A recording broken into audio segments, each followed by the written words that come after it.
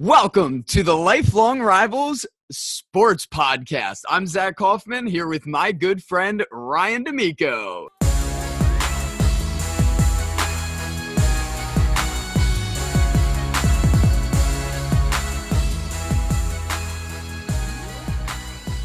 What's up, buddy? How you doing? I'm feeling great. I'm excited about football getting started here. Good first week of the NFL.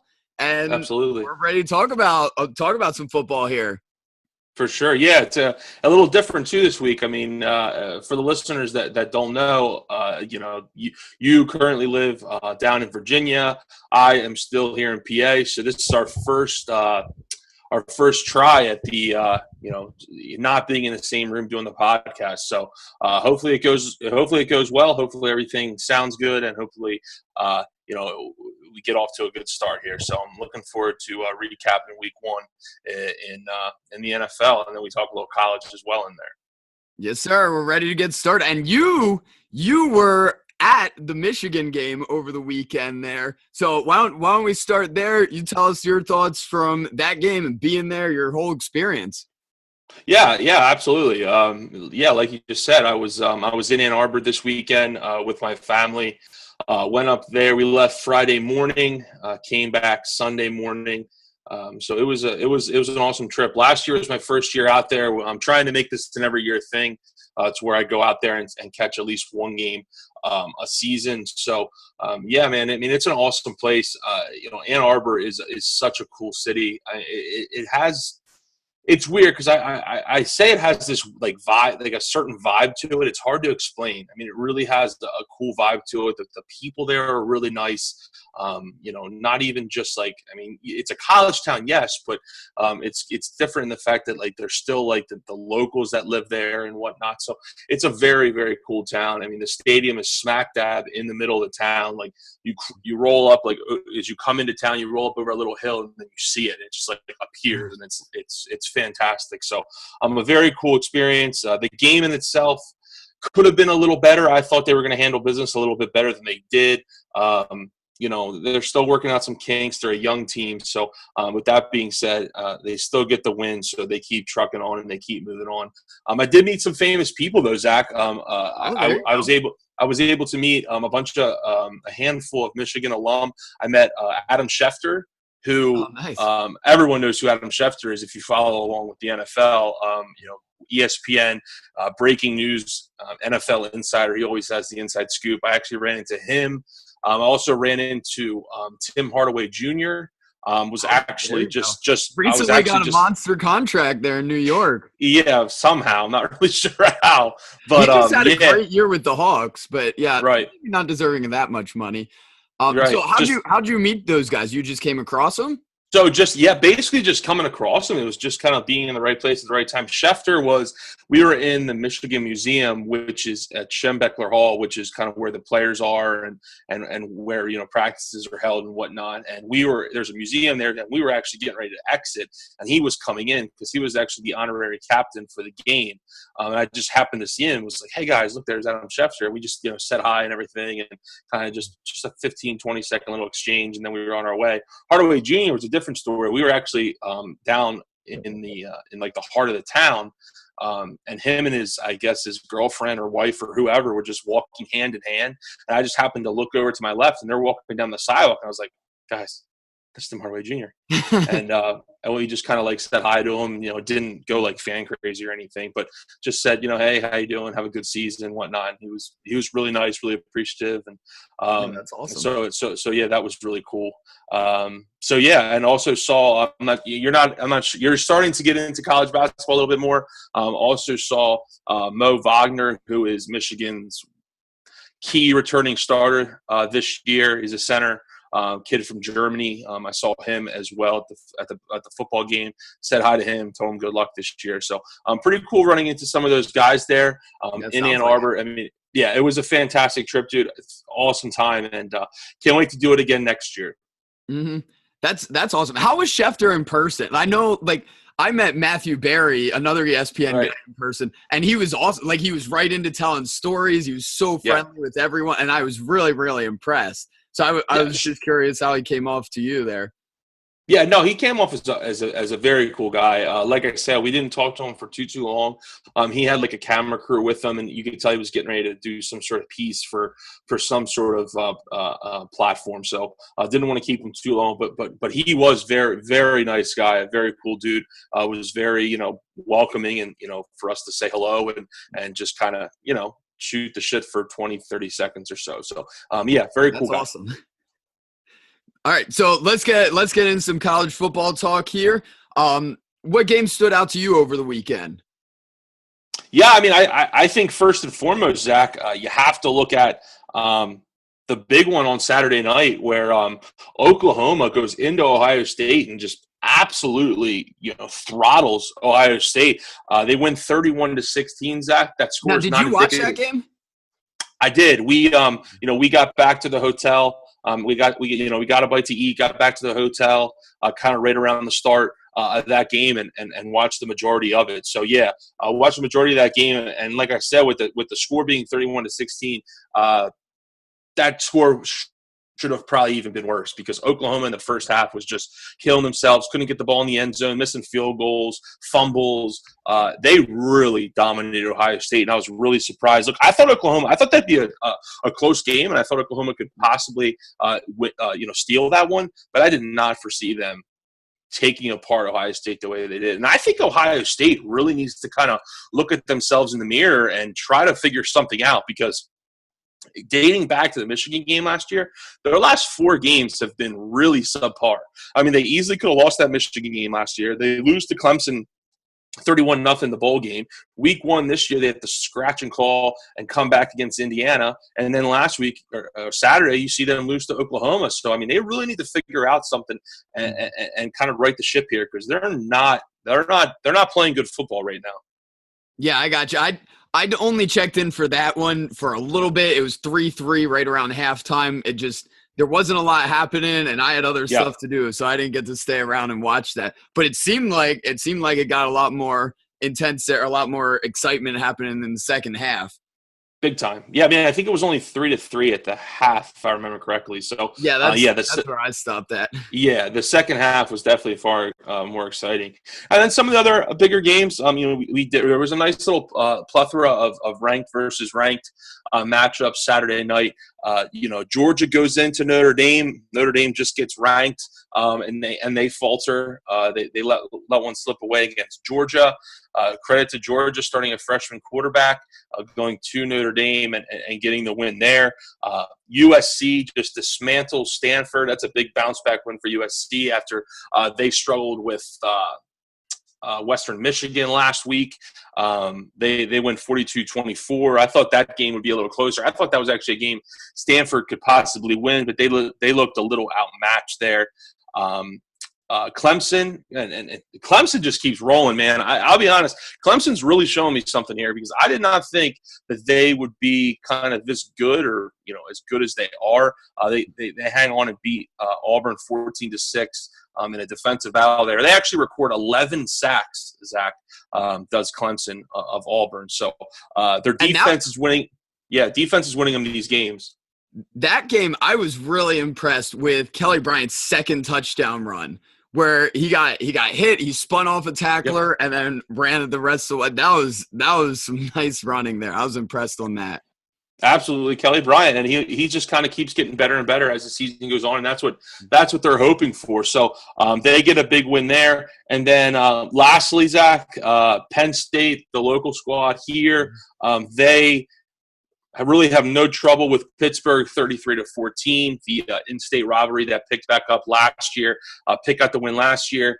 Penn State comes back and has no trouble with Pittsburgh. The offense was a little shaky for Penn State. Turnovers was the big story here. Pitt with 2 costly turnovers early in that game that really kind of set them behind the 8 ball, and Penn State runs away with that one. So, those were kind of the marquee games for week 2 in the college football season, and things keep trucking on there, and big matchup this Saturday night, Zach. Probably a game that you should probably check out for a little bit. Clemson goes to Louisville. Ooh. In a Louisville's good. one I wanted to mention there because Yeah, Lamar go Jackson ahead. definitely heading to the NFL. He just puts up some crazy stats. I'm excited for that game against Clemson to see Louisville's defense have to play a better team. That they're giving up all kinds of points in their first two games, and Right. that's helping Jackson get all kinds of stats. But it'll be interesting to see if they can stop anybody or how exciting this game ends up being. It could be just scoring all over the place. Right. Yeah, Lamar Jackson accounts for over 600 yards of total offense on Saturday, 6 total touchdowns. Yeah, three through the air, Credit. three on the ground. That's wild. Exactly. Credit to him. And yeah, he's got to be, and you got to think he'll have a chip on his shoulder this weekend, Zach. They went into Death Valley last year and let one slip away against Clemson, a game that they were leading late in that ball game, and Clemson came back to win. So I'm interested to see how Lamar Jackson and Louisville perform this year against Clemson. So that's the marquee game this week coming up in college football. So yeah, that's kind of all I have for the college football recap. So now time to dig into the NFL. I'll pass it off to you, and you can get us kind of going here on week 1 in the NFL. What did you think, man? Complete. Yeah, it was actually a little bit disappointing to me. I was hoping for more excitement. Agreed. I agree. was so excited going in, but there were just not a lot of the games I expected to be good or exciting or certain players to really stand out. Really, really disappointed overall. Yeah, I was too. I'll be honest, I was too. I watched the Eagles game.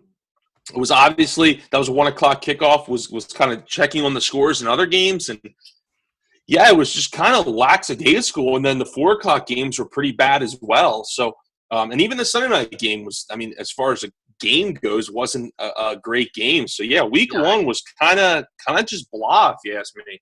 I fully agree. And we'll start with the Thursday night game from last night or from last week. Is that something you stayed up for and watched the whole thing?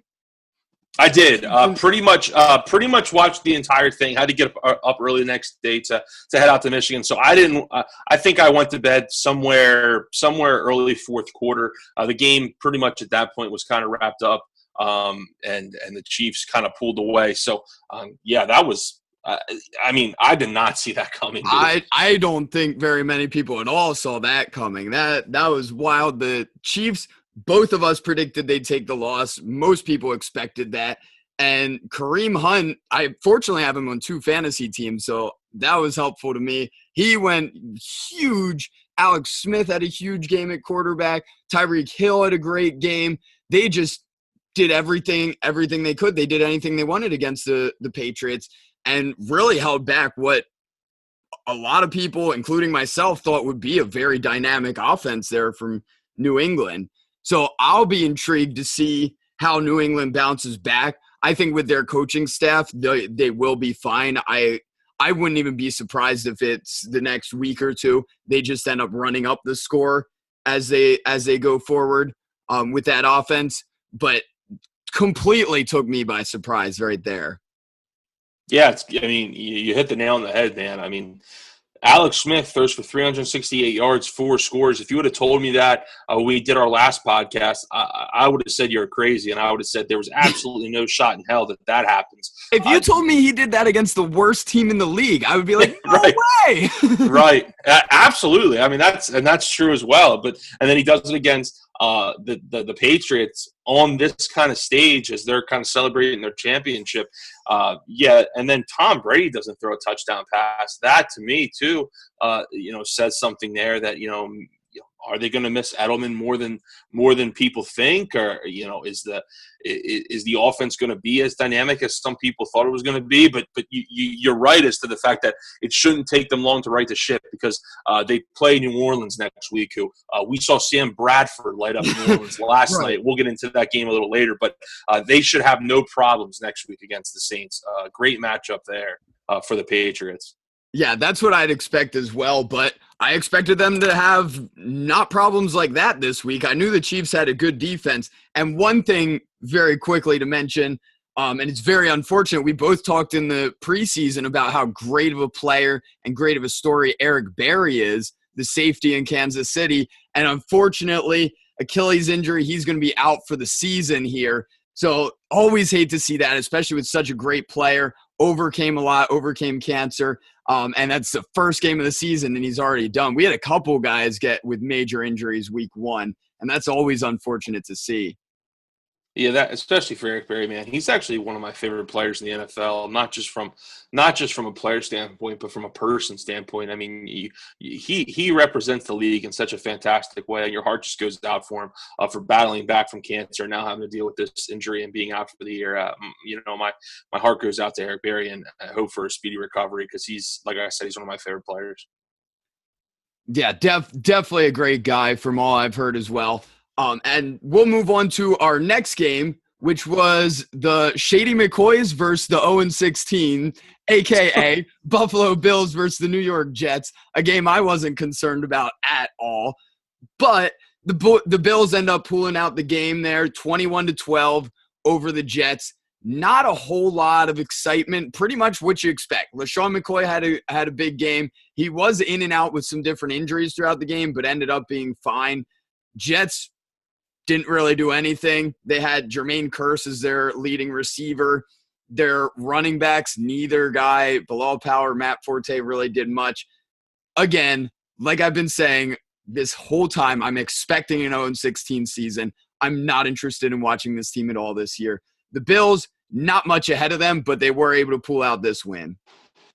Yeah, but that's pretty embarrassing. I mean, what's that say about the Bills, man? I mean, that they had to – I mean, your words right there, they were able to pull out this win. They shouldn't have had to just barely pull it out. They should have been able to, I feel like, at home, run away with this. I mean, this is a 2-point game going into the fourth quarter, and the Jets actually have a chance to tie it up with a 2-point conversion, which is no good. McCown gets intercepted, and then they go down, and in the fourth quarter, Tolbert scores to make it a 2-possession game, which puts it away. But yeah, I mean, that's, to me, you knew the Jets were going to be bad. You knew the Jets were going to fail to score. The Yankees actually scored more points or runs yesterday or Sunday, more points than the Jets did. So for me, this game opens my eyes to the Bills as a team that I think is going to struggle the rest of the season. So that's what I take away from this game. And I'd expect that too. This Bills team, it's exactly like what I was saying. LaShawn McCoy is all they've got. Tyrod Taylor, he'll make some plays, but he's not going to put them anywhere near the playoffs. They're definitely going to be towards the bottom of the league here. So moving on from that game, I'm tired of talking about those two.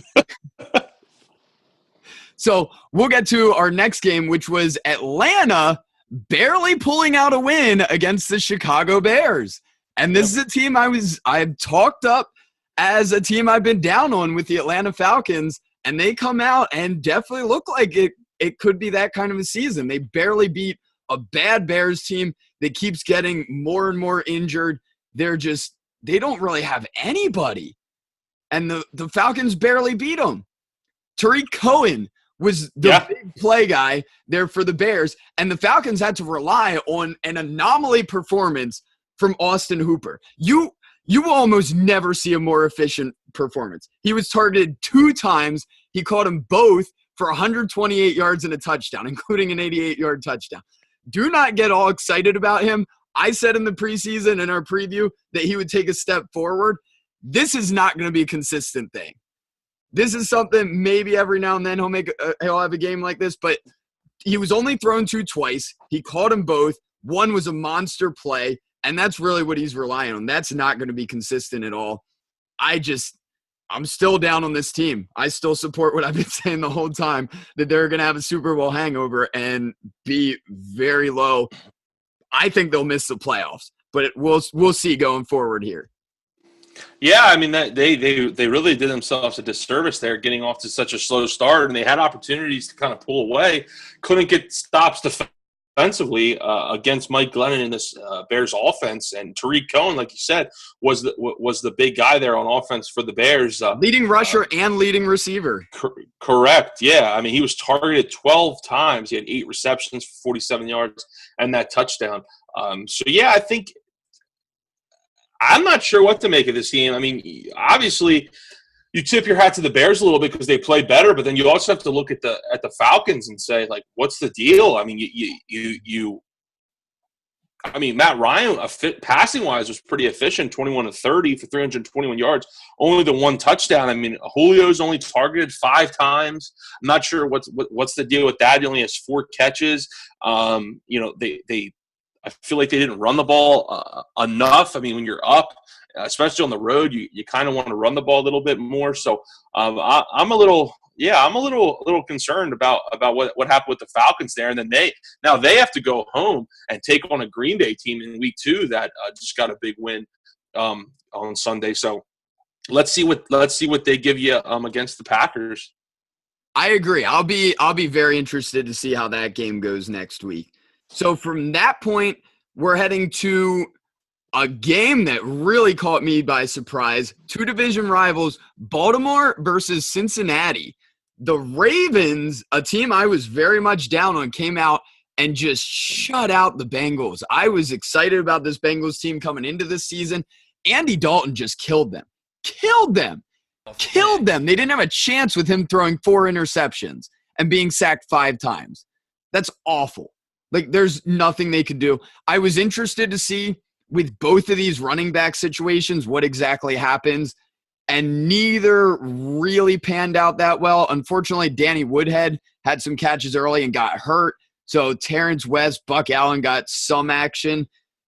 Both got – between those two, they got 40 carries in the game because they were just dominating so well. That's not going to be a normal thing, but that's a crazy amount of carries, just feeding their running backs there.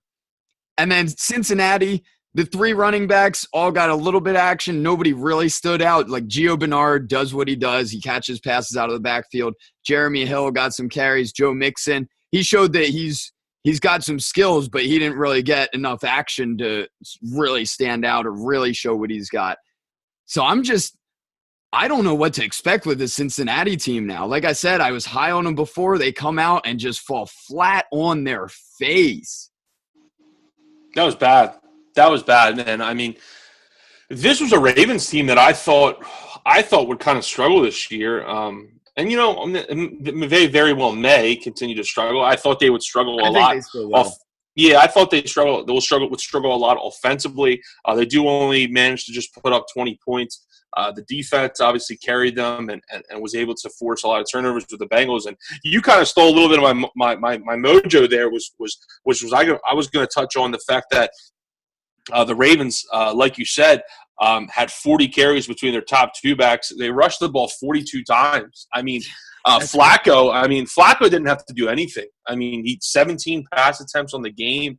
I mean, to rush the ball 42 times. I mean, maybe this is the recipe for the Ravens going on this year. Maybe they think that they fixed the defense a little bit. They're going to run the ball, try to keep the ball as much as possible, win time of possession, and then take their deep shots to Macklin and those guys out when they can. So, but the Bengals, man, I don't even know like what to say about them, because like it seems like they're just the same story every year. Like, you expect them to like be good and maybe take the next step, quote unquote, and then they just lay an egg, and then they lay a big egg on Sunday.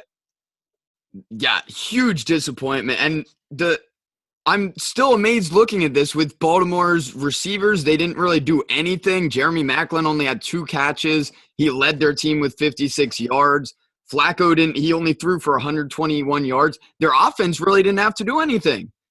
They're just – and against a good team that can stop these running backs, Terrence West and Buck Allen are not great running backs. Another team that can stop them easily. And I'm really down on this passing game here in Baltimore. I think if Cincinnati's going to lose like that to Baltimore, this could be a rough year for them. Really rough. Because I don't expect Baltimore to be much. And they have a quick turnaround, do the Bengals. I mean, they play Thursday night against a team that took the loss in embarrassing fashion as well in Houston. So they got a quick turnaround. They might as well just forget about it. So just throw this game tape away and move on. Yeah, it'll be interesting to see. I know A.J. Green was a guy I thought was set to have a monster game. He only had 74 yards receiving. Just decent, but not at all what I expected. So hopefully he can keep coming back and have a great return from that season-ending injury last year. So we'll get to the other matchup within that division, which was Pittsburgh against Cleveland. Way closer of a game than I expected. Pittsburgh barely pulled it out with a 21-18 victory there. I know for me, I have Le'Veon Bell on one of my fantasy teams. He was pretty disappointing. He missed the entire preseason there before he finally signed his franchise tag. So he's finally back, but disappointing start. I expect him to be a lot better moving forward. Antonio Brown is just amazing. Just amazing. 11 catches for 182 yards. That they just relied so much on him. But I'd be concerned if I'm a Steelers fan how close they kept it to the Browns. Yeah, it's funny because in our preview show and then in our week 1 preview show, our AFC preview, and then in our week 1 preview show, I keep throwing it out there that the Steelers team on the road is vulnerable, and I mean the numbers don't lie. And look, did I think that they would beat the Browns by 3? No. But I'll be honest, man, I didn't think that the Steelers would go in there and win by 14 plus. I didn't, because of the fact that they do struggle on the road. In week 1, we see it every year. Crazy things happen. And look, I mean, Bell couldn't get going. I mean, if it's not for Antonio Brown, if it's not for his 11 receptions, he had 11 targets, and he caught every single one of them. The catch at the end in the fourth quarter where he rises up over 2 defenders and makes the catch, which basically steals the game, gets them a first down, and they were able to run the clock out, was just one of the best catches I've seen in some time. So, but, yeah, for them, look, they got to get Bell going. And had they been playing a better opponent, they probably lose. They probably find themselves on the. I'm very confident they would have. On the losing end of that. But at the same time, Zach, I think you have to tip your hat to the Cleveland Browns. I mean, I think Deshaun Kaiser against a team, a lot of people are picking to go to the Super Bowl or at least, come close. He has a good ball game, 20 of 30 for 222 yards, a touchdown, a costly interception. But the rushing game was really the piece that couldn't get going. They just couldn't get any traction with the running game there. But still, you tip your hat to Cleveland. They really battled, and they actually have I was actually watching some sort of piece. I forget if it was on NFL Network or what station it was on, but someone worded it perfectly. It's like they actually resemble a competitive football team now. I feel like they do have some pieces. Yeah, you know what I mean? They actually have pieces. Not like they're just throwing slop out on the field anymore. Yeah, it's definitely not the joke Browns of previous years that are just a huge mess. They have some good young players. They've drafted well over the last couple of years, so they could be an up-and-coming team. And a lot of that, we talked about it a little bit in our preview show, that they kind of resemble the Raiders before they blew up last year and made the playoffs. And we compared the same thing, Deshaun Kaiser to Derek Carr being a second-round pick. And he did look poised that first game. He looked like he has some potential to be a decent quarterback. And that's an impressive way to start, even though he wasn't amazing. But to have that quality first game where he wasn't turning over all over the place or very scared to go downfield or anything like that. So I'm very intrigued to see how his rookie season continues to pan out. For sure. Next game we'll go to, also one of the 1 o'clock games, was Detroit against Arizona. And this is a game Detroit took by 2 scores. I was actually surprised. I thought Arizona would be more competitive. I thought they would do better against Matthew Stafford. I actually benched him in one of my fantasy leagues and definitely regretted it. But the Cardinals, they're going to have a hard time without David Johnson. That is a big injury to them, and they're going to just fill it in, piecing things together there. They're supposed to sign Chris Johnson. Kerwin Williams was the guy that filled in after him. They've got Andre Ellington, although he's more of a receiving back. So they're just going to have to kind of piece that running back position together. And this is a team I thought would rebound and do better, but I'm just feeling a lot more doubtful right now. Yeah, you have to. Look, this is not shaping up good for the Cardinals. I mean, obviously losing David Johnson, who probably went first in a lot of people's fantasy drafts. He has a dislocated wrist. He's getting surgery. He's out 2 to 3 months. Look, that's a huge blow, not only because he's their best player, but like you just said, the depth behind him is bad. I mean, it's not. I mean, they really the depth behind David Johnson at the running back position is really, really poor, and they need to figure something out because Carson Palmer throwing the ball 48 times like he did on Sunday, that's not going to win you games. Like, it's just not. I mean, he has 3 interceptions. He's not the Carson Palmer that I thought, and I think a lot of people thought he was going to be. So I wonder where the Cardinals' head is because they got off to a great start. I mean, Stafford's first throw of this game is a pick 6, and the Cardinals are off and running. They have a chance to kind of blow it open. They settle for some field goals, and then Stafford does what he does and just brings the team back. So I wonder where the Cardinals' head's at right now. And as far as the Lions, look, you tip your hat to them for coming back, but at the same time, you can't keep. And they did it last year, and it worked out for them. But you can't keep banking on these fourth quarter comebacks because eventually the clock's going to strike midnight and your luck's going to run out. I definitely agree. And there, even in the win, the Lions still had some question marks, especially that running game. Their leading rusher, Amir Abdullah, 15 rushes for 30 yards. He averaged 2 yards per carry. That's not going to cut it. That's not going to keep them competitive against other teams. They're going to have to rely on Matthew Stafford more than they'd like to. And he did well. He did well here, but against a better pass defensive team, they need something to open that up for him. And one thing I was comparing leading into this game was the target share of Marvin Jones and Golden Tate last year, where Marvin Jones started out. He was incredible the first 5 weeks of the season and then really dropped off while Golden Tate took over. And then Marvin Jones was the one that had the bigger playoff game. But we come right out, and it's not close. 12 targets to Golden Tate. He caught 10 of them. He ended up having 107 yards receiving. Meanwhile, Marvin Jones was down just 2 catches on 2 targets for 37 yards, although he did have the touchdown.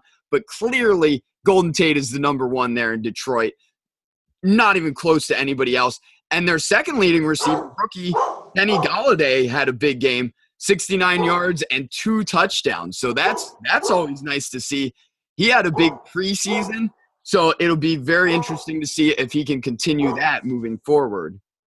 Yeah, for sure. Absolutely. That's, and I think you look at the Lions, and it's like, can we get production out of 2 or 3 wide receivers here? It's like we either only get production out of 1 and then rely on our running backs the rest of the way. So I think you're right as far as the Lions. They still have some work cut out for them there for sure. Definitely. And then the next game is one we talked about it. We were excited about both of these teams. I was hoping for a closer game. But this is Oakland Raiders versus the Tennessee Titans, where Oakland ended up taking the victory by 10 points there. So Derek Carr had a solid game, didn't throw any interceptions. Neither quarterback actually threw any interceptions. Marcus Mariota just didn't throw for any touchdowns, though. So I expected Marshall and Lynch to come in this game and them to really ease him into it. I thought he'd be disappointing to a lot of people this week. He proved me wrong. He wasn't amazing, but 76 yards on the ground, very solid. He had a couple catches as well, or he had 1 catch as well for 16 yards. So he was right there, just under 100 yards total yardage. So that's a solid first game back, and I'm very excited to see what he can do and what he can add to this team as they go through this season. Yeah, for sure. And I think you kind of saw a glimpse of kind of what they're going to use him for. I mean, they really leaned on him late in that game to close it out, use them as a closer to kind of, run the clock down and close the game out, and it worked effectively. The big thing I take away from this game, Zach, is it's a 10-point win, but the game was close the majority of the time. I mean, this was a close game. start pretty much to finish. Yet Marcus Mariota throws the ball 41 times. If I'm a Titans fan, that's a problem to me. Like, I don't want Marcus Mariota throwing the ball 40 times. I want Marcus Mariota throwing the ball maybe 25 to 30 times. I want DeMarco Murray. I want Derrick Henry. I want them to get more than 18 rushing attempts combined, which is what they got on Sunday. Especially for, look, it's not like this game. It's not like they were down 10, 17 points most of the game, so Mariota had to throw to bring them back. This is a close game. You need to rely on that running game. The fact that they either couldn't get it going or just didn't even try is an issue to me. So I think that's an issue going forward. If they're going to try to throw the ball 40 times, the Titans, they're not going to go where they want to go. I think they need to kind of check their game plan a little bit going forward. I definitely agree. I was surprised how few carries they got between the two of them. Like you said, less carries than Buck Allen had on that same Sunday at 1 o'clock. So I was also, it stood out to me, the receivers there, Delaney Walker, Rashard Matthews, and Corey Davis all had right around 70 yards for the Titans. Delaney had 76, Rashard Matthews had 71, and Corey Davis had 69. So a very good debut there by Corey Davis, a first-round draft pick. So I'm excited to see what he can put together going forward here with Marcus Mariota as his quarterback. That's something I'll be looking at in the coming weeks as the Titans go to some of their other games. What did you think about Mike Mularkey and the Titans opening up with an onside kick to start the game? Did you like that? Did you kind of question it? I'm always happy to see those kind of things. I like teams taking a little bit of a risk there and trying something, as long as it's not poorly put together. You go on YouTube and look at some of those like worst plays ever. Did you ever see the one with the Colts against the Patriots where they had the center and I think the punter behind him and they lined up everybody to the right? Like, that was a mess. As long as they don't do something completely ridiculous like that. Even right. when I was little, I don't remember how old I was at this time. I'm sure you remember it too. But even if it backfires, like when the Eagles tried an onside kick to start the game against the Cowboys, and one of our backup receivers, Randall Williams, grabbed it and ran for a touchdown to start off the game. Even something like that doesn't work, I still respect it. Like trying something different, trying to catch a team by surprise. I understand where they're coming from. So I'm in full support as long as you're not putting yourself in a dumb situation like that. It's funny because the Eagles actually did this same thing week 1 to open it up against the Cowboys in 2000, the pickle juice game where they killed Dallas. I think it was whatever. I can't remember what the final score was, but Deuce Staley rushed for over 200 yards. They actually did it that game. They started the season. I knew it successfully happened at one point. I just didn't remember when that was. So good call on that. Right. I forgot about the pickle juice game. Exactly. Yeah, for sure. So, interesting one there. I thought I didn't like the way Tennessee game planned, but tip of your hat to Oakland. Like you said, this was a game if Oakland wanted to go where they want to go, this was a game they had to win, and tip of the hat for them for doing that. Definitely. So I'll let you take the next one because this is your team here, but we'll get into the Eagles versus Redskins here. This is a game I kind of wanted to watch. I didn't end up getting to see it. So I just watched through some of the highlights, but I'll let you take us through some of your thoughts. Yeah, Eagles, they wasted no time kind of setting the tone in this game. They get up 13-0 and let the Redskins come back a little bit and then ultimately pull away late. But I think as a whole, I think you have to kind of like what you saw with the Eagles going forward. One, the two things that jump out to me from this game with the Eagles is, one, I thought Carson Wentz looked great. I really liked what I saw from him. The only thing that I would kind of say he could work on or do better that I noticed right away without picking apart the film or anything is work on the deep ball a little bit more. Had some deep shots there that he could have easily connected on. Some he overthrew, some he underthrew. So he definitely needs to continue to work on that. His escapability was fantastic as seen on that first touchdown to Nelson Aguilar. And then the second thing that jumped out to me, which was something that we expected last year from the Eagles that they didn't have, and something we expect this year that so far in week 1 they did have, which was a pass rush. That front four really got after Kirk Cousins, really made it tough for Kirk Cousins, forced him into some interceptions, forced him into some fumbles. Kirk Cousins did not look comfortable back there all day. And you credit the front four of the Eagles doing that, mainly Brandon Graham and Fletcher Cox. Those two were really wreaking havoc all day for the Eagles and making the job for Kirk Cousins pretty difficult. So, look, questionable call late in that game. A lot of people talked about with the fumble. Was his arm going forward? Was it not? Look, the way I look at it is I've been on the other side of that way too many times. It's nice to finally get one go my way. So I'm going to take it, and I'm going to take the 1-0, and I'm going to take the win, and we're going to go into Kansas City next week and see what we can do there. But I liked what I saw from the Eagles. I'll be honest, man, if I'm a Redskins fan, I know you know a lot of Redskins fans down there in Virginia. Yeah. I'm a little concerned with what I saw from the Redskins because they just didn't show you much. The Redskins fans I've talked to feel the exact same way. They were very disappointed coming out there. And I was the most disappointed in Jamison Crowder. I thought he'd come out better. I still expect him to bounce back. But the passing game is what I thought would be a real strong point, and it didn't really stand out. And their rushing game, basically non-existent. Rob Kelly had 10 carries for 30 yards. Chris Thompson, 3 carries for 4 yards. That's not helping them at all. That's not setting up the passing game at all.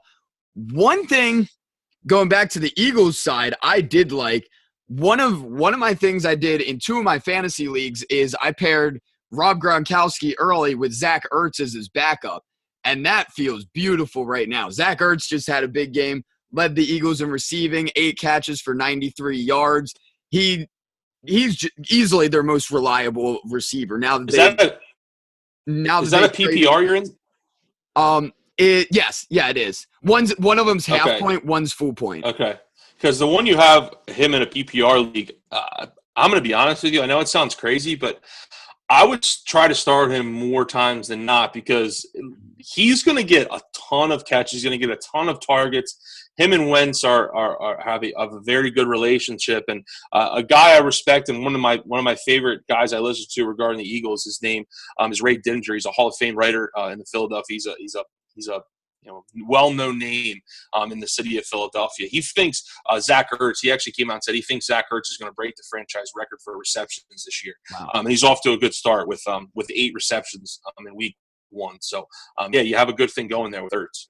I definitely do. And one league I'm planning on for week 2, T.Y. Hilton is a disaster with Scott Tolzien or whoever they're. Dude, I know. So at my flex position, I'm planning on playing Gronk at the tight end, Zach Ertz at flex there, and benching T.Y. Hilton, not worrying about him at all. So that's the plan here for week 2. We'll see how that goes for me. But I expect it to be better for Ertz to get a lot more looks than what T.Y. Hilton has been getting. Yeah, absolutely. So, so the Eagles, look, they go into Washington and handle business there and start the season off on a good note. So, all in all, I liked what I saw from the Eagles. The only downfall of that game, they lose starting cornerback Ronald Darby. He dislocated his ankle in a gruesome injury. Definitely could have been a lot worse than what it was. MRI revealed no ligament damage somehow. So he's only out 4 to 6 weeks, which a lot of people thought it was going to be the whole year. So let's see if the Eagles can just weather this storm here and get through these next 4 to 6 weeks without Darby and then get him back. So definitely a sigh of relief in Philadelphia with the Darby news. Now, how'd you feel about their running back situation this week? The Eagles look with the Eagles. It's going to be it's running back by committee. That's what Peterson said it was going to be, and that's kind of what it was. Not as much as as far as even carries go. I mean, Blunt had led the way with 14 carries, and then it falls off to Smallwood with 4 and Sproles with 2. Look, I think that they need to run the ball more. I'll be honest. Look, Wentz throwing the ball 39 times. It's funny. I was talking to one of my friends, actually my cousin, and I was looking at the stats, and I said, he only threw the ball 39 times. It feels like it feels like he threw the ball 50 times. I think they need to run the ball a little bit more. Hopefully, Peterson gets back to that a little bit more. I definitely think they just need to kind of run the ball a little bit more. And I have no problem with the running back by committee. I really don't. So just a little bit more attempts there. That's all. Good. And they seem to play it well there. Like Eric Blunt with a surprise receiving touchdown, while Darren Sproles is their receiving back. So that seems like a good combination for him. I'm interested to see. I still don't see them having a winning record. I know you said that would happen at the beginning of the season, so we'll see what goes from there. But definitely a good first game for him. Yeah, for sure. So we'll move on next to the Houston Texans and Jacksonville Jaguars. And I did not see this coming, but Jacksonville just blew them out 29-7. And this is a game where I was texting you on Sunday about it. Quite the call by you. You were certain that Deshaun Watson would be playing before week 8. And turns out it was week 1. He got some action. I should have said before week 2. I know. Yeah, you would have been exactly correct. And it sounds like as long as he's healthy, he's going to be the starter next week as well. But he came in, threw an early touchdown pass to DeAndre Hopkins. Unfortunately, they were already down pretty significantly from the start. Jacksonville just dominated this with their ground game. And even losing their number 1 receiver, Allen Robinson, to a season-ending injury, the first game of the season. Always hate to see that. But they were still fine without him. Their running game is what carried them. Leonard Fournette, the rookie. We had quite a few impressive rookie debuts here. We mentioned Kareem Hunt with Kansas City. He did it through the air and through the ground. Fournette was just on the ground for the most part, although he still did have 3 catches for 24 yards. But I'm interested to see this Jacksonville team. As long as their running game is going well, they might be able to hang with some of those lower tier playoff teams, kind of like the Texans. But I'm scared about the Texans right now. They're a team I thought would be on the verge of the playoffs, and this was a terrible, terrible first game. And I don't know that Deshaun Watson really helps that, but it'll be good to see him get some action and for them to finally have someone to throw it up to DeAndre Hopkins, who finally got some targets here. Osweiler really struggled with that last year. This year, week 1, Hopkins, I know he only caught 7 catches for 55 yards, but he did have 16 targets. So they're looking to get him the ball, and that's what they should do with an incredible athlete, incredible player like that.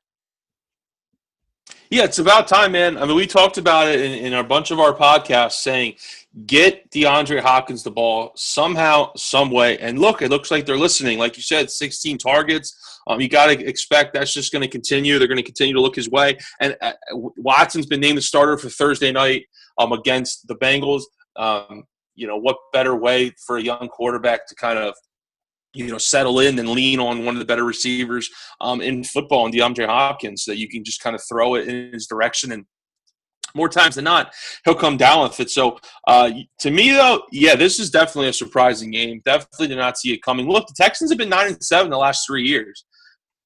At what point do they kind of take a step forward? Because, I mean, what you saw Sunday doesn't give that impression that it's going to be this year.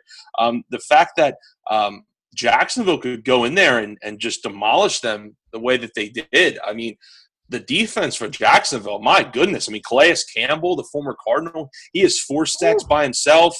Monster game. That's crazy. And then the kid from Florida, Dante Fowler, who was hurt his whole rookie year, he comes in, gets a 53-yard fumble return for a touchdown. I have Jacksonville defense this week in fantasy. You probably, for the most part, I'm sure, probably one-year matchup. One of the guys I was facing in my league, one of my leagues, actually had Jacksonville. Safe to say I did not win that matchup. I think he hung something like 40 points on me, which is crazy. But, hey, that's the way it goes. And tip of your hat to Jacksonville, who had lost 6 straight to this Houston Texans team. I'm sure it feels good to get the monkey off their back there. And it'll be interesting to see if the Jaguars can kind of keep this going and build off the momentum. They have another divisional game, home game against Tennessee this week coming up. So I like I'll be honest, man. I like the way that they handle things, though. I like the way that they handled the offense. You only asked Blake Bortles to throw the ball 21 times. You rushed the ball close to 40 times. Fournette gets 26 of those carries. That's a recipe for success. That in itself is a recipe for success. And when you have a quarterback that's been turning the ball over a ton, hey, you don't need to win it for us, Blake. Just don't lose it for us. And that's what they tried to do. Of course, Allen Robinson, one of their better receivers and playmakers, goes down torn ACL. Let's see how that works. Of course, I have him in one of my fantasy leagues. Zach, week one, I didn't really talk to you about this yet, but week one was not kind to me, dude. Was not kind to me at all as far as injuries, as far as wins and losses. I'm glad week one is in the rearview mirror, man. I'm so happy. See, I was very up and down. I had two teams. I'm in two dynasty leagues, and both those teams I had Kareem Hunt. One of them I also had Tyreek Hill that just took off and were monsters. Every team I have, I got the Steelers defense, so they were solid against the Browns there. My other two teams, though, pretty disappointing. So I don't know what to expect. One of them I lost by half a point. So I just couldn't get enough from Mark Ingram last night. He was my last guy playing and just wasn't able to pull it out. And then my other one, that team's pretty sketchy. I might have to make a lot of transactions this week. Yeah, nah, for sure. That's kind of how I am. I'm in 4 leagues. Only got 1 win. The 1 win was a blowout, luckily. So that has me feeling kind of nice. But the other 3 leagues. The one I was facing Kareem Hunt, so I didn't really have much of a chance in that one to start.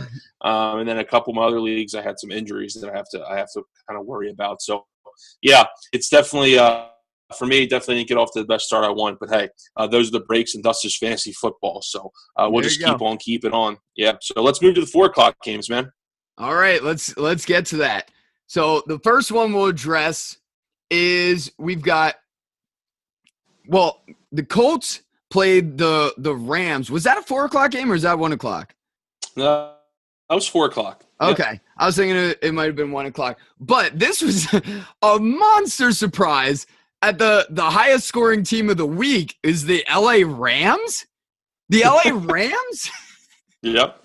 Nobody could have told you that. That was a crazier thing to me than Alex Smith having a monster game, than the Patriots losing, than any of the other surprises this week. Was the Rams putting up 46 points, even against Scott Tolzien and the Indianapolis Colts. 46-9 win by the Rams. Just a dominant game there by them. The Colts didn't score till in the fourth quarter there, where they finally got a touchdown out of Marlon Mack. They didn't score a touchdown until the fourth quarter. I'm glad I didn't watch this game. It seems like it was pretty rough, but I'm interested to see if the Rams can make some things happen this year. Yeah, well, I mean, I don't even know where to start with this game. Look, I think people need to kind of pump the brakes on the Rams a little bit. Look, great game. Don't get too hyped up. Yeah, great story. Look, I mean, you get 2 defensive touchdowns. You get a safety. Jared Goff looked pretty good. But at the end of the day, this is against the Colts, too. Over the last handful of years, 1, has not been the best defensive team in the league. And 2, is really in a conundrum right now with their offense, with Andrew Luck being out for God knows how long, and Scott Tolzien being your backup quarterback going into the league. And, I mean, that just goes to show you how important the backup quarterback position is. And, Zach, this is something we've never talked about, but I'd like to get your input on it because I have a pretty strong feeling on this one way. I'm interested to see what way you lean. With 2 quarterbacks that we saw on Sunday, with Scott Tolzien, how bad he played, and then Tom Savage, how bad he played, and then getting pulled for the backup there into Deshaun Watson. Is it your opinion that Colin Kaepernick should probably deserves to be on a roster, and the only reason he's not on a roster is because of the headache that he would bring to a football team? Because that's the way I feel about it, is that he's better than a lot of these backup quarterbacks. The only reason he's not on a team is because of the headache that he would bring to a team. I could see that. I feel like if he's really that much of a difference maker, he would be signed.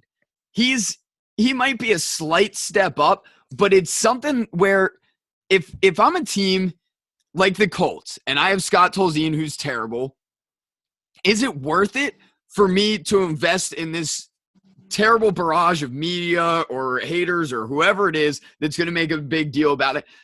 What's the difference going to be? Would it have been 46-16? Would it have been 46-20? It wouldn't have made that much of a difference. I don't see the Colts suddenly winning because they have Colin Kaepernick. I don't think he's a franchise-changing quarterback at all. He had some chances there with the 49ers. He was more of a game manager, and then he'd make some plays with his feet. But I think it's the same thing with a lot of issues that come up. If you've got similar players and one has any kind of background history that's poor, whether it's criminal, whether it's something else, whether they've already been suspended, you always go with the guy that doesn't have the bad background. If they're a very similar player, right. I think if Kaepernick was on the level of even a top 20, top 15 quarterback in the league, I think he would be signed. But I don't think he's on that level. I think that's the thing. He's not good enough. Basically, and what you're saying, and I agree with it, is he's not good enough to put up with the baggage. Correct? He doesn't make enough of a difference. Right. He's going to give them a slight step forward, but it's not enough to change anything. Sure. Okay. Gotcha. Yeah. So yeah, with this one, yeah, definitely the Colts look, they're in a world of hurting, and the Rams look. You got to think they're feeling good, and they definitely try to put off this. They have another home game this week against the Washington Redskins. So look, that's another winnable game, I think, for the Rams. And Washington didn't look that great Sunday against the Eagles. So interesting to see where this Rams team goes forward. So interesting game there in LA, because the LA Rams now. And I don't know if you saw the lack of fan support that they had. Did you happen to see the stadium there and how empty it was, Zach? I didn't get a chance to catch that, but I also did want to mention that Sean McVay, former coach there with the Redskins, going to play against his previous team, his offense that he coached there. Yeah. So that'll be an interesting aspect that he knows those players. He knows how to shut them down and what to do there. So it'll be interesting to see if he can use that to his advantage, or if this is just a poor Rams team that got to play the Colts with a terrible quarterback. Sure.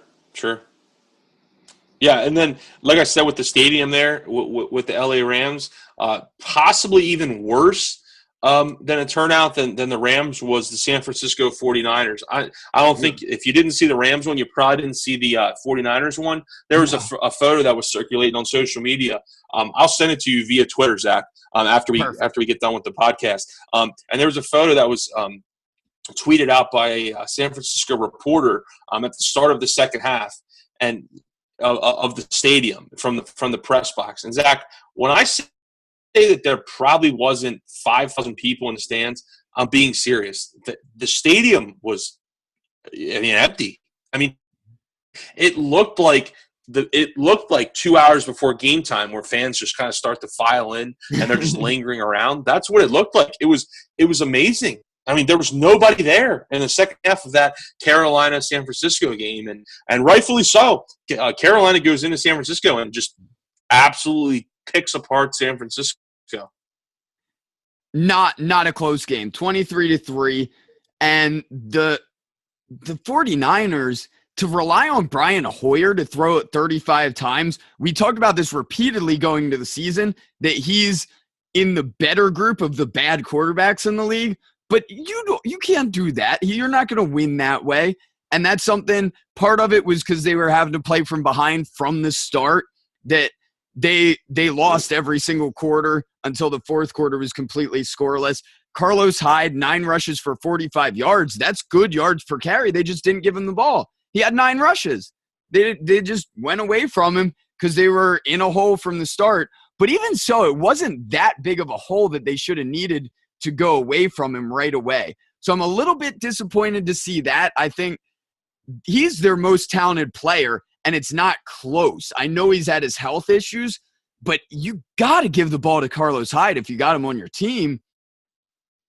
Yeah, absolutely. I mean, this offense, Zach, San Francisco only musters out 217 yards of offense against the Panthers. I mean, that's embarrassing. I mean, really. And they have an offensive-minded coach now with Kyle Shanahan coming to town. That's not a great way to get things started in your tenure with San Francisco. But at the same time, Carolina only accounts for 287 yards of total offense. And why the game, is 23-3 and everything, people say, oh, Carolina, they went in, they handled business against San Francisco.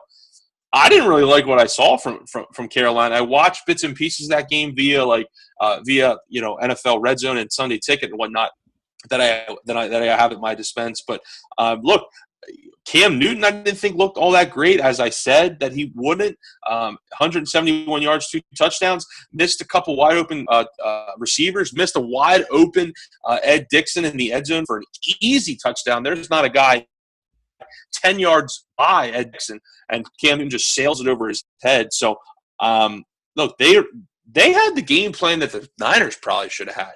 I mean, they rushed the ball 18 times with Jonathan Stewart, 13 times with Christian McCaffrey. I mean, that's beautiful. That's 31 rushing attempts.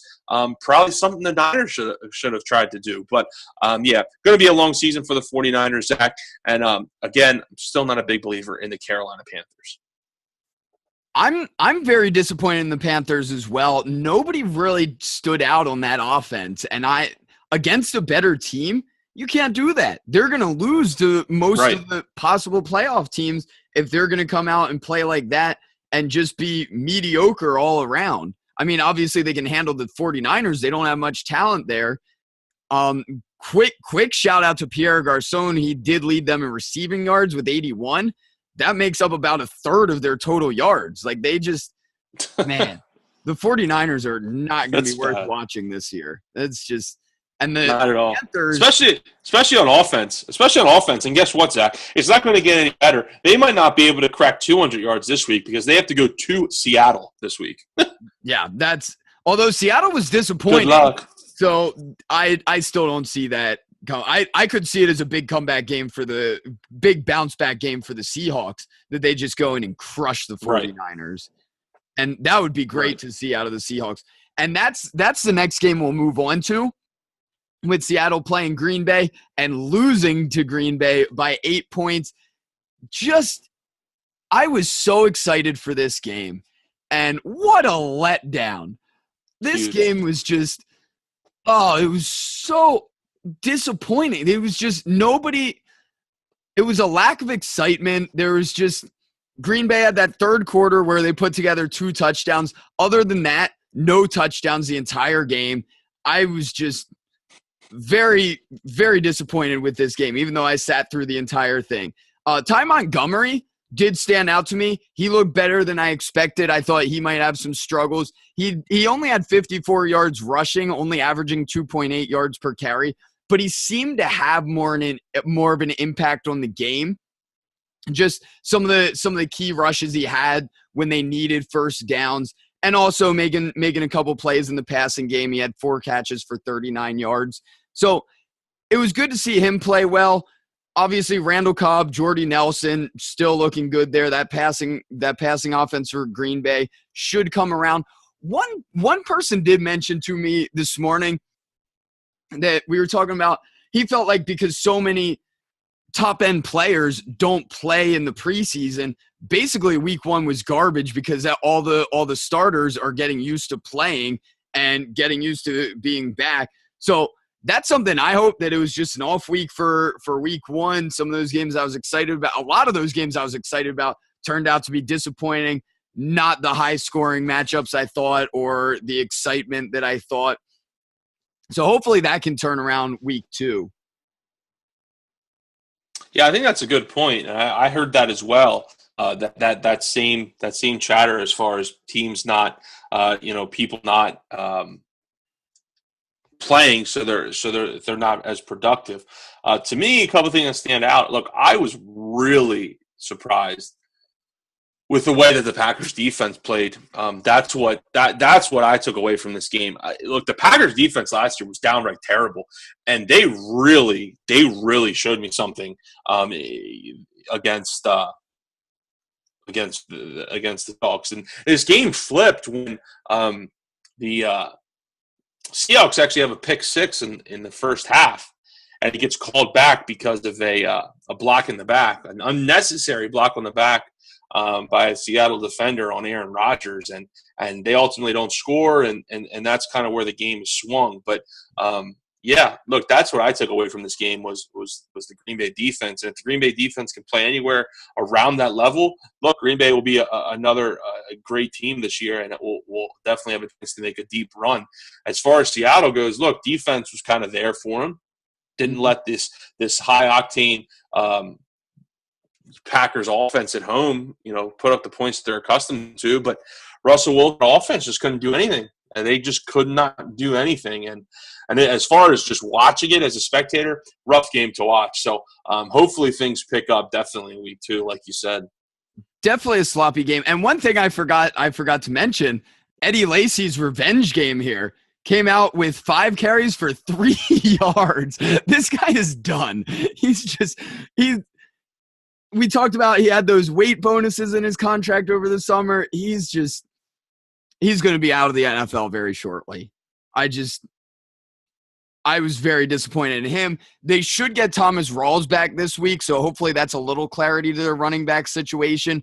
Chris Carson led them in rushing this week, but only 6 rushes, 39 yards.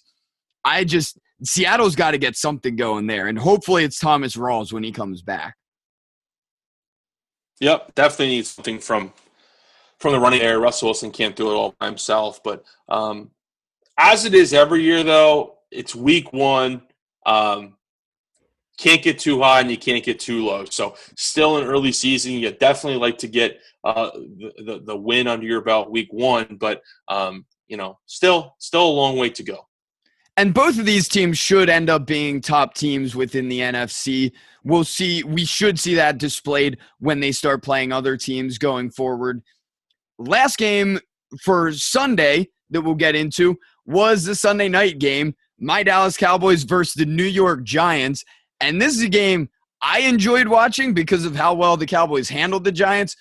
Definitely was not any kind of an exciting game to watch, but the Cowboys, Dak Prescott just continues to impress me with his poise, his decision-making, just not turning the ball over at all.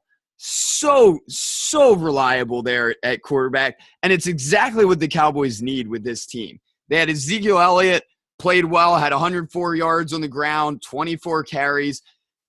Love him. There's nothing you can say wrong with him right now on the football field. Their leading receiver, I was fascinated by this, was Terrence Williams, 6 catches for 68 yards. Then Jason Witten had 7 for 59. So Dez Bryant is kind of that kind of player. He'll have some big games, he'll have some big touchdown games, and then be a little more down. So this is a game he didn't have as much. But I expect him to still be reliable. Did you see Cole Beasley's catch on his shoulders? Yeah. Oh, yeah. Wild catch. Yep. One of the highlights of the week there. That was crazy. Bobbled around, grabbed it against the back of his neck just before he got his feet out and went out of bounds. That was one of my favorite plays I've seen from the Cowboys since Jason Witten had his helmet ripped off and kept on running. I was actually at that game, Zach. That Witten game. I was actually at that game because that was against the Eagles. It was a Sunday or a Monday night game, I remember. And the Cowboys actually won that game. They dominated the Eagles that night. And I was at that game where the helmet came off and he just kept rumbling. That was actually led to some rule changes there to where if your helmet comes off, the play is stopped. So, definitely was a great catch by Cole Beasley, and definitely was a great game by the Cowboys. Look, first week of the season, Sunday night, big stage, and he showed up in a big way. To me, this game is won simply by one stat you look at, and that's time of possession.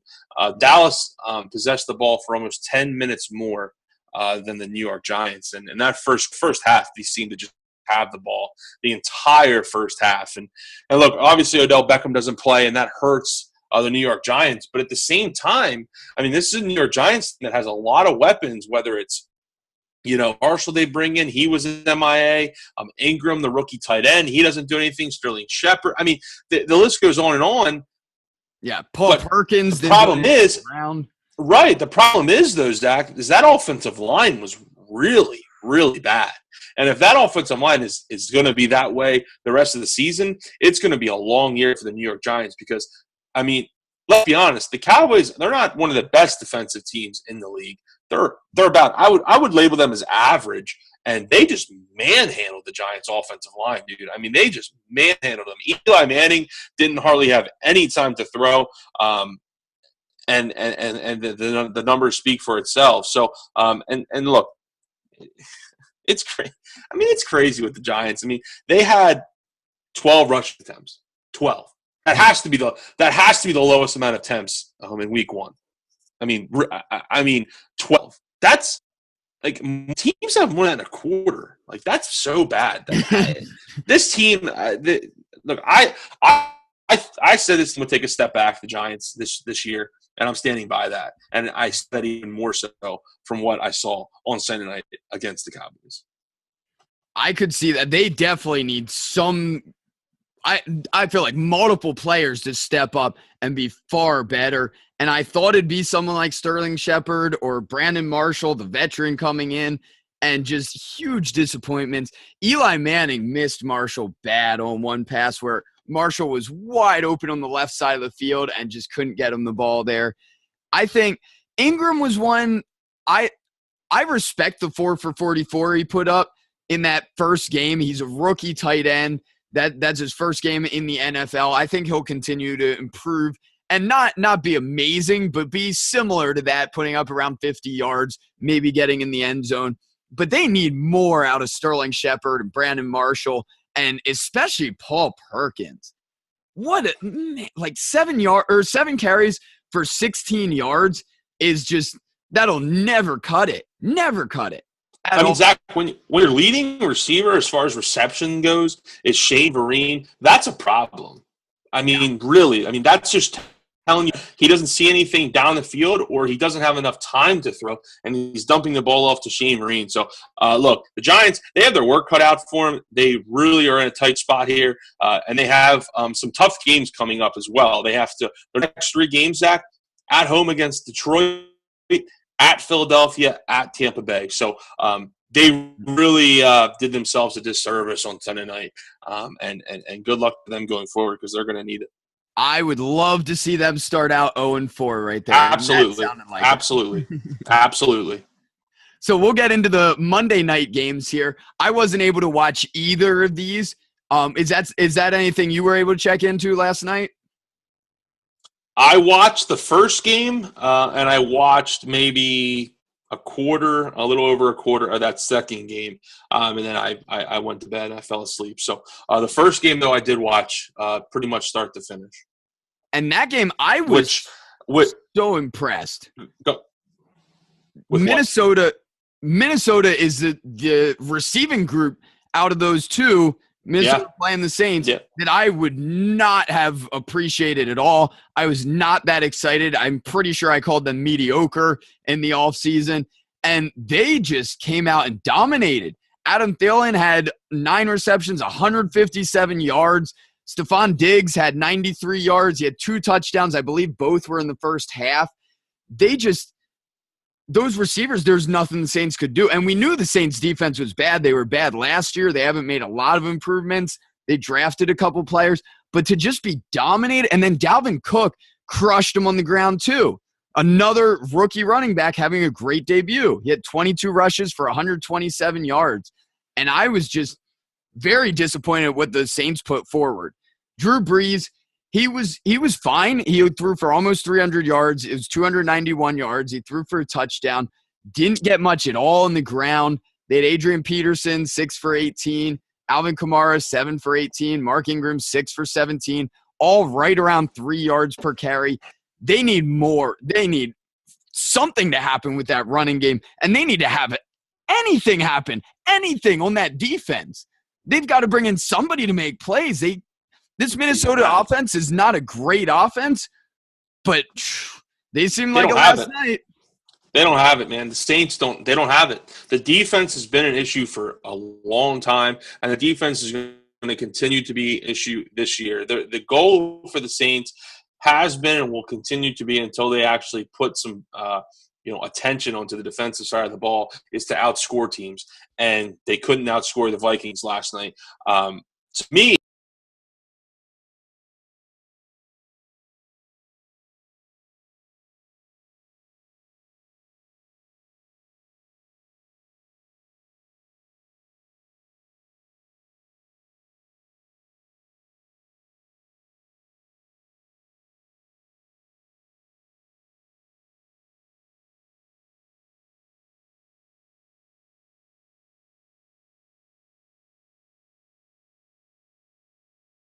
places that like he couldn't have walked over and handed the ball off to the wide receivers better than some of the spots he was putting it.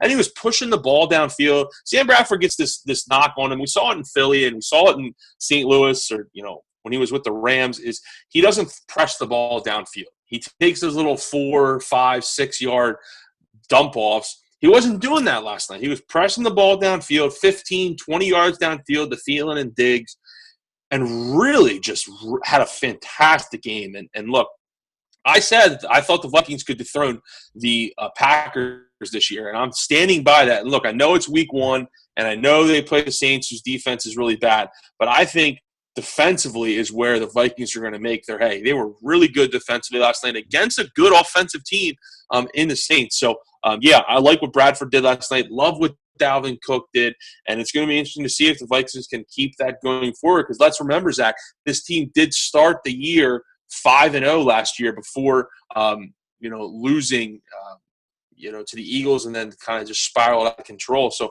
let's see if they can keep it going this year and put a whole season together. So tip of your hat to the Vikings, but the Saints, man, that defense is going to be an issue all year long.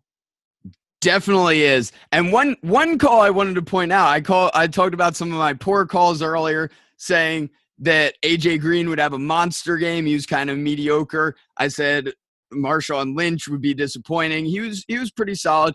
Kyle Rudolph, he was my pick for, I guarantee he gets into the end zone, and he did that successfully. So that was one of my biggest successes there. Had a touchdown later on in that game. Yeah, man, good call. That's a great call. Rudolph got a touchdown late and was able to get you that touchdown. So that's a hell of a call, man.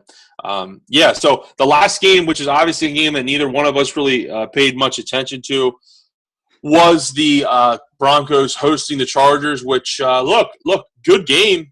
Goes down to the wire. The Chargers attempt a field goal late in that game to potentially tie it and send it into overtime, and it's actually blocked by the Broncos, and they stop the Chargers there, and Vance Joseph gets a win in his debut, and a big win for the Broncos, and a Broncos team that I was and kind of still am kind of down on. I'm interested to see how it plays out the rest of the year, but you gotta like what you saw from Trevor Siemian there. Look, Siemian had a nice game. Look, 17 of 28, 219 yards, 2 touchdowns, and he did have 1 interception. But look, he played really well. If that's the kind of game, if Trevor Siemian gives you this stat line every week, the Broncos are going to be okay, because they do have that defense that will be able to carry them in some instances. So look, if that's what you get from Siemian every week, the Broncos, they'll be okay. As far as the Chargers go,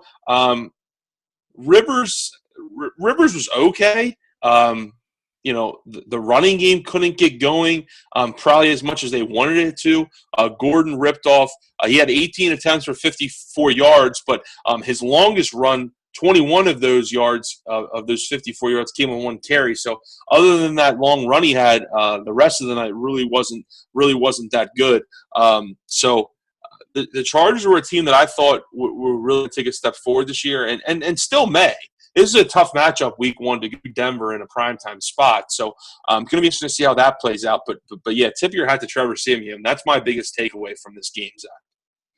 I agree. He definitely exceeded expectations there. And that's something he really had to battle it out during the preseason with Paxton Lynch. And if he can continue playing like that, this can definitely be a very solid team, definitely a playoff team, because they have such a great defense, just like you mentioned. So Keenan Allen was one guy that stood out that I wanted to bring up. He scored a touchdown in his return.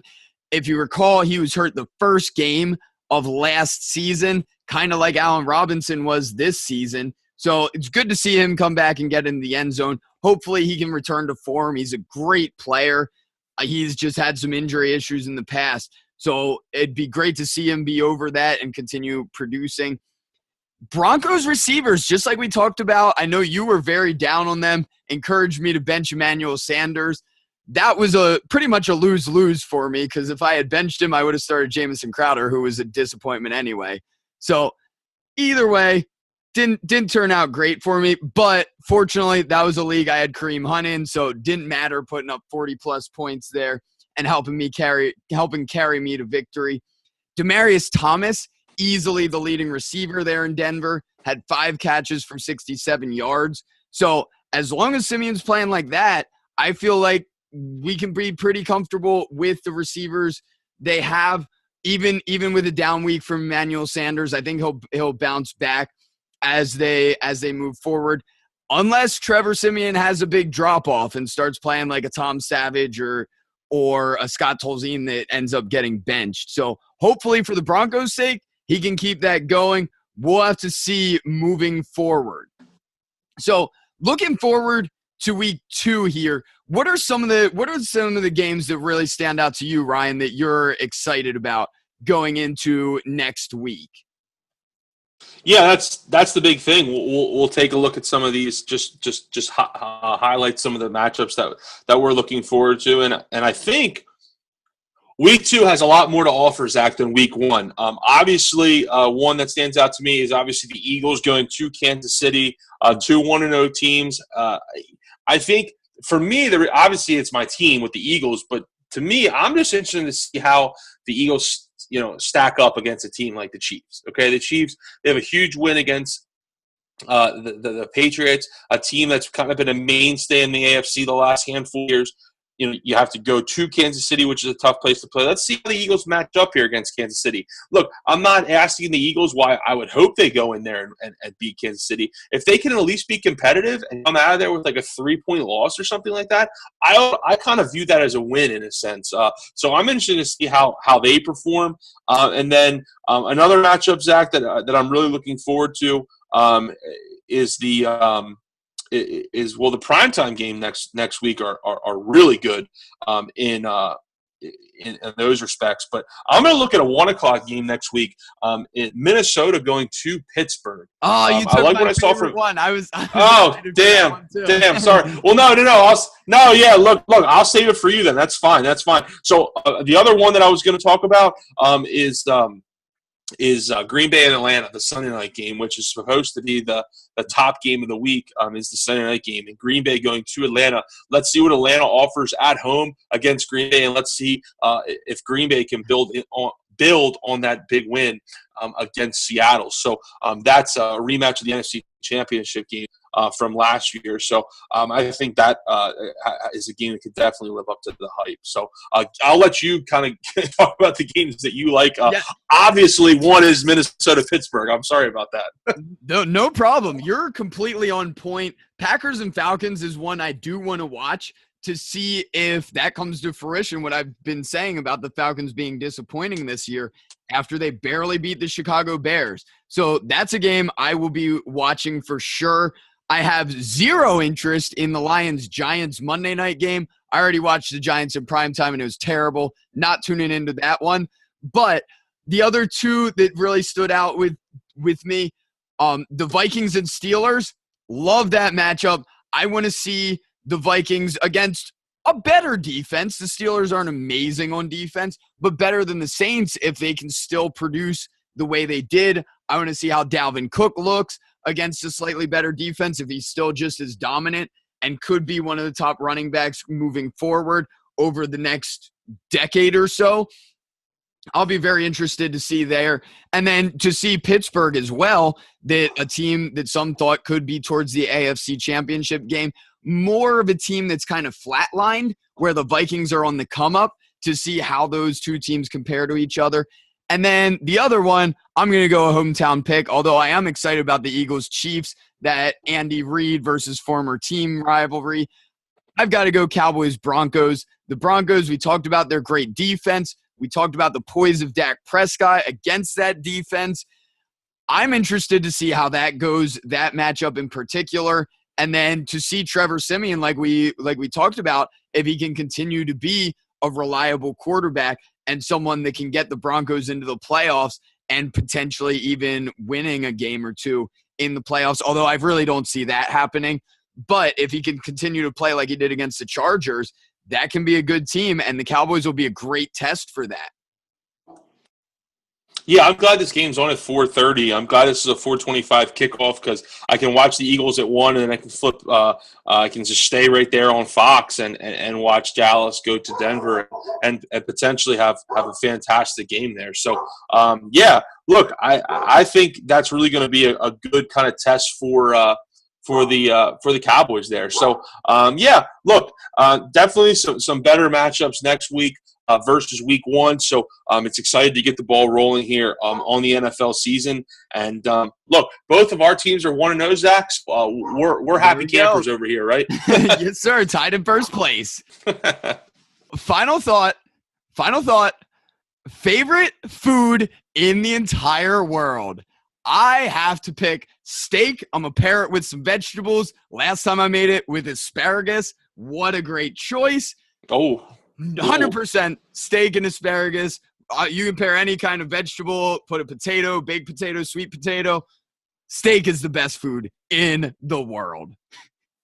Dude, I love steak, but I love asparagus as well. That's actually one of my favorite foods. Asparagus is fantastic. So easy to make too. It's so good. That's funny. I'll actually be having my my favorite food this weekend. I'm going over to my parents on Sunday. Like I always do, we have our Sunday dinner. And we're going to be actually having my birthday dinner this Sunday because Monday, the next day, will be my birthday, the 18th. I'll be having my birthday dinner, which I have the same thing every year. It's chicken parmesan with spaghetti and Italian bread on the side. That, to me, is a perfect meal. Like, that, to me, is a perfect meal. It comes from my Italian side, my dad's side of the family. Like, I just love it, dude. I absolutely love it. It's just so good. It's so good. That sounds fantastic. What a great combination there. Got a little bit of everything you need. That is a perfect absolutely birthday for you, man. I'm getting hungry now too because I haven't even eaten dinner yet. I've been doing some things, so I haven't even eaten dinner. So that's my next step, is trying to figure out what I'm going to eat here after we wrap this up. There we go. Hopefully you can whip up some chicken parm, slap a steak there. Make sure. Yeah, right. I don't know about that.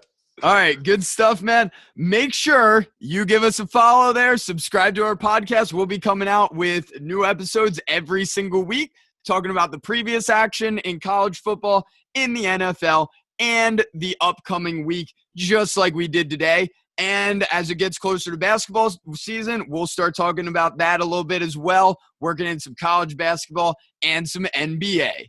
Any final words here for you, Ryan?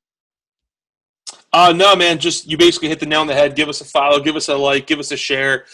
Spread the word. That's the only way it's going to get out there, is by you guys kind of sharing it. And if you like what you hear, tell it to anyone.